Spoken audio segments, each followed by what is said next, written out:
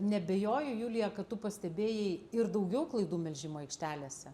Gal tu galėtum dabar taip trumpai, konspektyviai supasakoti, kokias tu dažniausiai matai klaidas melžimo aikštelėse?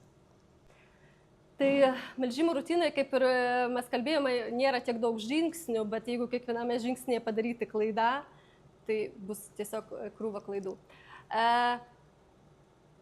Pradėkime nuo priedypo. Dažniausia klaida, kuria yra padaroma, tai yra per anksti pradedama valyti karvę ir tas dezinfektantas, tai gali būti putas, tai gali būti sprėjus, tai gali būti servetėlės, nespėja suveikti, nespėja išdezinfekuoti spenius. Sekanti labai didelė klaida, kuri yra daroma, tai neišlaikomas laiko tarpas tarp stimulacijos ir melžimo aparato uždėjimo. Melžimo aparatas uždedamas ant karvės, kai tešmenyje dar nėra pieno, speniai melžiasi tuščiai ir vyksta permelžimas, traumuojamas pieno kanalas, traumuojami speniai.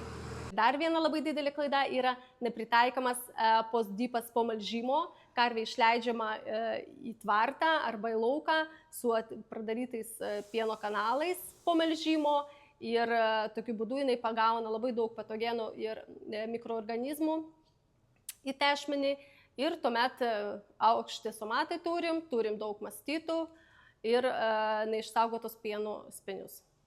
Julija, aš dabar jau pradėsiu ginčytis, kaip ir su manim ginčijasi fermų žmonės, kurie melžia karves. Jie sako, tu pažiūrėk, mes kai uždedam aparatą, pienas bėga. Jis netgi pienas bėga jau mum tešmenį ruošiant. Jau mes pradedam ruošti tešmenį, karvė pradeda stimuliuotis, pradeda bėgti pienas. O kai uždedam aparatą, tai 100% pienas bėga. O tu sakai, kad melžiate tuščią tešmenį. Tai kaip čia reikia rasti tiesą šitame klausime? Jie sako, kad pienas bėga, tu sakai, kad tešmuo tuščias. Kur tiesa? Taip, teisingai, pienas bėga. Bet dabar išsiaiškinkime, kodėl ir kaip tai veikia. Mes turime žinoti, kad pas karvę pienas yra dviejose vietose – alveoliuose ir ertmėje tarp alveolių. Pirmiausia, išbėga pienas iš ertmės. Tai užima maždaug apie 1 minutę, sudaro apie 2-3 litrus pieną. Ir tada prasideda tuščias melžimas, nes iš alveolių pienas dar nėra atleistas ir tuomet traumuojami yra speniai. Tai svarbu žinoti, kad per melžimo yra 2 vietas. Viena vieta yra melžimo pabaigoje, kai karvė yra išmelžiama tuščiai, o antra vieta yra melžimo pradžioje, kai aparatas uždedamas per anksti. Ačiū, Julija, labai gražiai paaiškinai, kaip vyksta tešmenyje.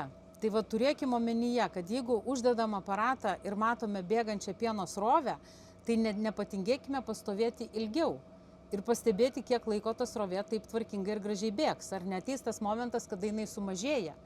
Arba atsidarykime kompiuterio programoje tą vietą, kur yra pieno atleidimo kreivės ir nepamatysime tenai tokio labai išraiškingo dantuko, kuris būtent kalba apie tą vietą, kaip Julija pabrėžė, permelžimas melžimo pradžioje.